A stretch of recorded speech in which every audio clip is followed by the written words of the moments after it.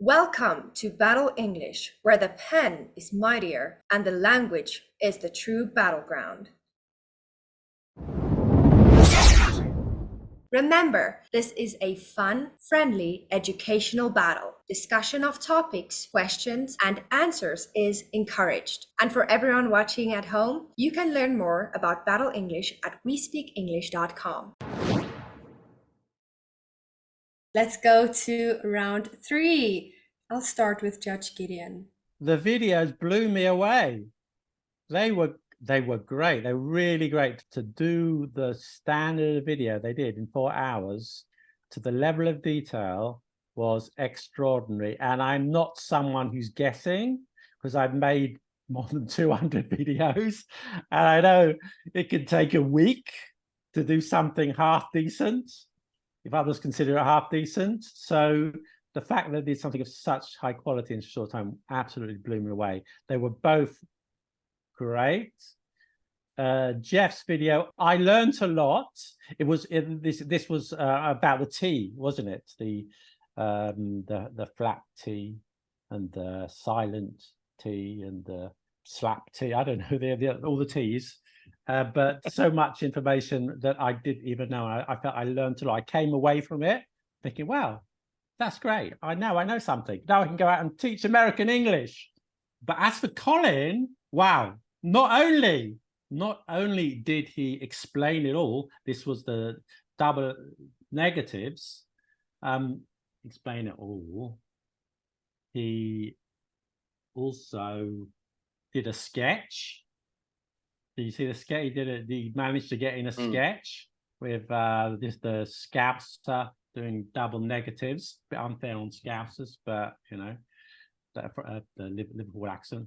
Scouser, and he sang a song. He sang Lady Gaga. You should be careful because he may get demonetized, or might be a copy strike. I think Lady Gaga may come after him. Not saying he's going to get any special points for his creativity, singing, but no, the fact that he did sing, the fact that he stepped out the box, he took a risk. He went beyond the call of duty. Content was great. He talked about negatives. I thought he could have mentioned all, because double negatives is about emphasis. He could have mentioned something like we could use whatsoever. Instead of using a double negative, I don't know nothing, doesn't know anything whatsoever. So maybe there could be 1 or 2 small things he could have, but on the whole, brilliant, absolutely brilliant. Fluency MC, yeah. How did you feel about our videos, or the videos the challengers submitted? Yeah, well, I fully agree with what Gideon said about how well they did with the short time they had. I mean, I don't make videos like that because I can't spend that much time in my life making them. I'd love to, but so hats off to both of them for sure. They both did a really good job. But yeah, let's start talking about let's start with Colin's. He began by saying he wanted to focus on strict rules versus modern usage, which I thought is so important with double negatives. There are enough double negative videos where it's like, this is wrong, don't say this, don't say that. So he got into the nuances really well. I love the wigs, I love the sketch. I wish there had been a couple more sketches. I felt like if he had the wig, why not do a couple more examples. So that's just one little thing, just because I liked it so much. Why not do it more? It's very, very well prepared, especially with the time he had. Very professional. And yeah, he talked about one thing I was waiting for, and I was glad it came, is the context and the tone when he's talking about the correct double negatives. I was a little worried, when he's saying there are some that are correct, and then I get what you're saying. It's like I forget the example now. It's not important, but he made that very clear. So ways I would prove it, I feel like if you are a learner, it could get a little confusing without seeing like maybe the double negative sentences in red or crossed out, or something like, just to distinguish a little bit more with the graphics. And sometimes, you had this sort of very empty space, and I was like, and then at the top, he had like a little font of like what he was talking about. So maybe a little bit more with animated text, just for, more learners can see more what he's saying. I think, I guess I think that takes time. I think from the true, animated true. that takes That's quite a true. lot You're of right. time. So maybe that's something he would have done if he had more time. Yeah. Yeah, I guess I should be careful not to critique on that stuff. That's true. That's true. When he's talking about, I agree with what Gideon said about talking more maybe about the emphasis, how double negatives are used. But one thing that he said that they're used in other languages for emphasis. He said, gave French and Spanish as an example, but actually they're just standard. You can't make a negative sentence without using double negatives most of the time. So that was something, but I don't think he needed to really talk about other languages. If he did, then if he wanted to, he probably should have said that. The history, he was talking about the history. I guess it depends on the level. If I'm a high level learner, maybe be interested in sort of some of the things he was saying. If I were a low level learner and I just sort of wanted to practice, it was more of an explanation. I felt like maybe it could have been balanced a little bit more that way. But it was a great video. Great job, Colin.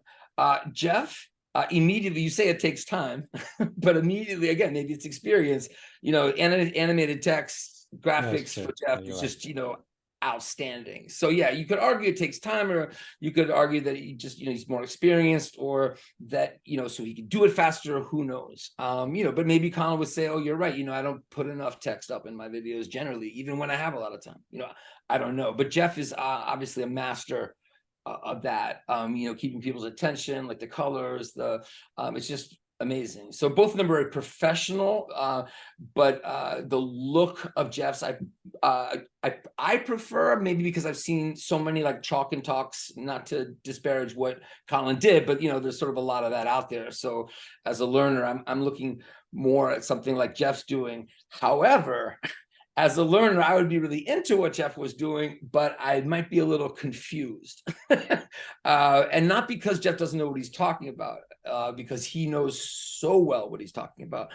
It really just depends on the audience. So Gideon, when you said that you learned something from it, same as me, I felt it was almost a better teacher training video than it was a video for students, unless that student is, and this is who Geoff's audience is. So that's why I think it's okay. A very high level student who can watch something like that, and see examples of the held T and the silent T and not feel overwhelmed. Like the average English language student that I have would watch that and be like, what the hell is going on? Like, it's way too technical. And in the end, and this is my main criticism about it, in the end, when he's saying, let's practice and try to notice, when is it a held T, when is it a silent T, when is it, right? As he showed through the video, you can say most of them any of those ways and be understood. So I feel like that's not emphasized enough. Again, thinking of the learner that I'm imagining stumbling upon that. If it's someone, if it's for that high level person who's really trying to refine their accent, or somebody interested in, applied linguistics, who wants to see, but the learner who stumbles on that, I feel like there's a chance they could be like, oh my God, I'll never be able to speak clearly because I don't understand the difference between this stuff. Okay. So anyway, yeah, go ahead. Just a question for you, because I'm assuming people come to Geoff for this very reason, that they want to, step up. They're already speaking English very well.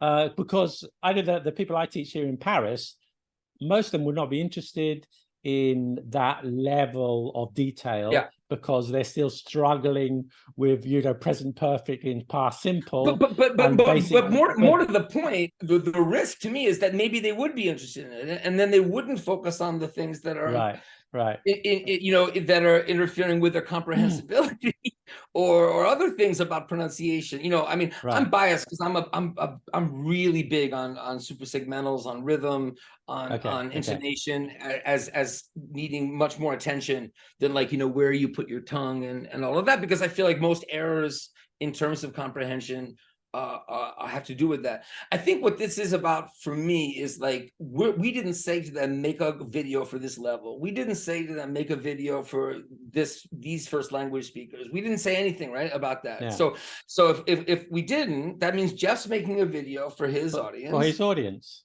And so the things I just said are kind of irrelevant if his audience is like, that kind of detail is exactly what I need to improve my English. Yeah. Is that the best video on the T sounds for the average learner? Absolutely not.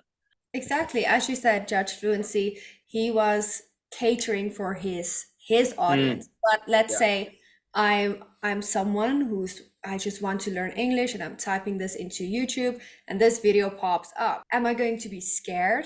Am I going to be intrigued? English is impossible. Oh my God, I could never do. Exactly. So I do think there should be a overall consideration, like not just low level, not high level, but a general level where everyone. I think that's a little harsh on Geoff, to be fair, because especially since we didn't say that. I mean, we didn't say that. His remit was to explain. If we said to Geoff, make a video on the 4T sounds, yeah, that would work for an intermediate student, for an A2 exactly, he would have done it differently. Sure, he would never have done that because he knows so much. He knows so much as a teacher. So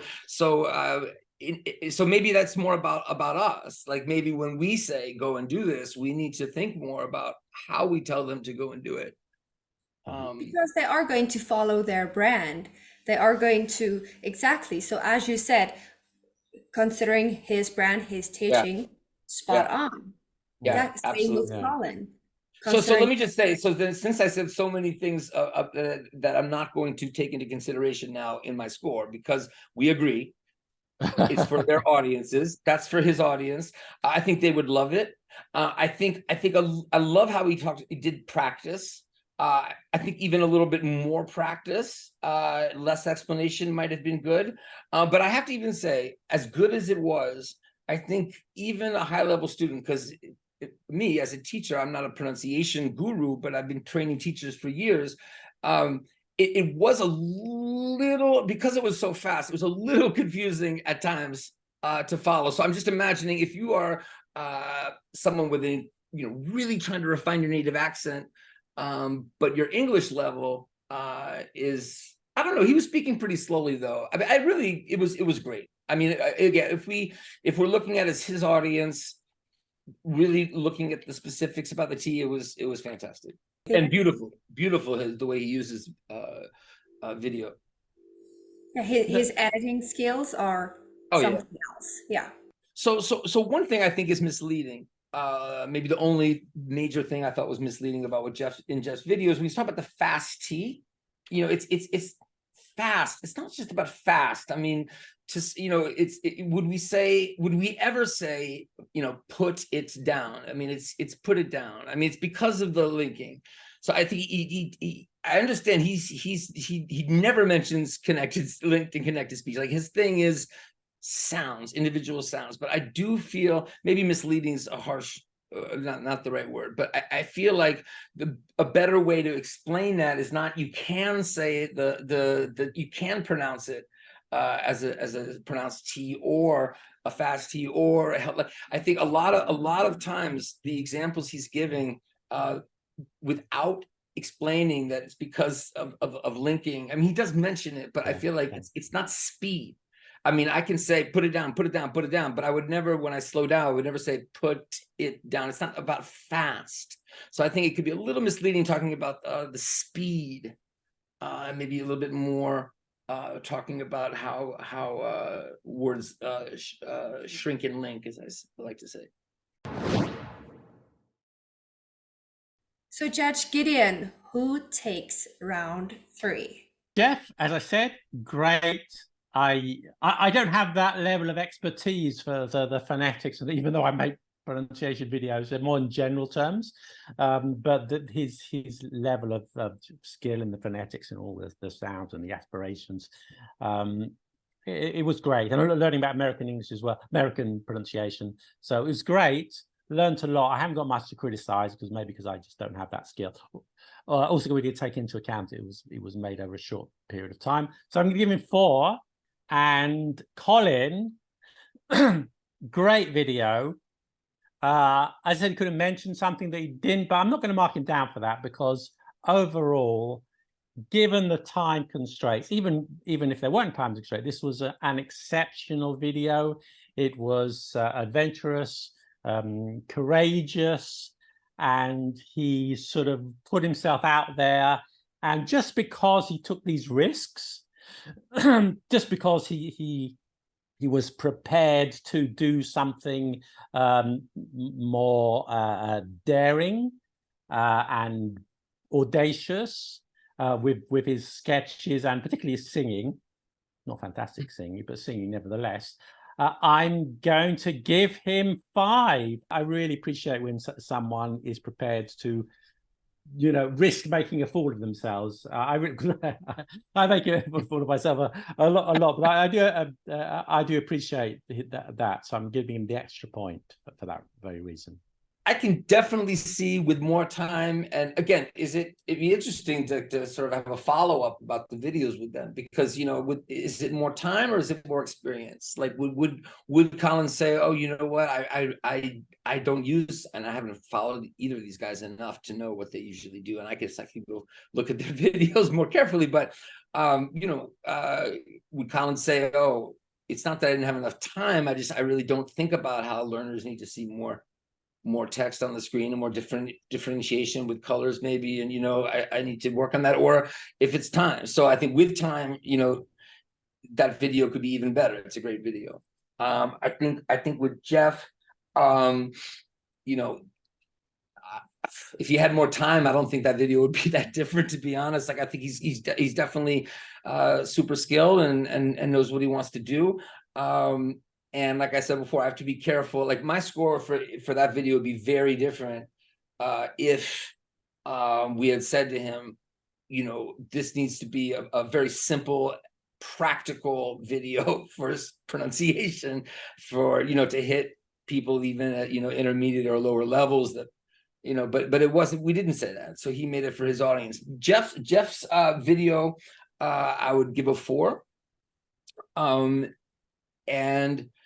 I mean, to me, like, if it had talked a little bit more about suprasegmentals, if it had not been so detailed about the phonemes, but I know that's what his brand is, then maybe even a 5. I mean, his videos are really great, really, really great.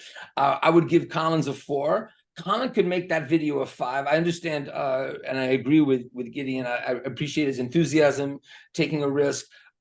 Still, it's a 5 video that's not quite a 5 yet to me, like the things that he would need to do to kind of make it better. But yeah, so fours for each of them. 4. Now, let's count the total points. And it is a draw. 22 to Geoff, 22 to Colin. We have come to the conclusion that the challengers are tied. So we don't have a champion for this battle. We have 2 challengers who were equally great and did a great job altogether. So the judges have decided to keep it at a tie. To everyone watching, if you'd like to join Battle English as a challenger or even a spectator, go to our website, wespeakenglish.com, Battle English, and discover what Battle Ready English looks like. Stay tuned for more Battle English. Remember to subscribe to our YouTube channel so you don't miss the next battle. Thank you to everyone who participated in this battle. We look forward to seeing you in the next one. Battle English at wespeakenglish.com.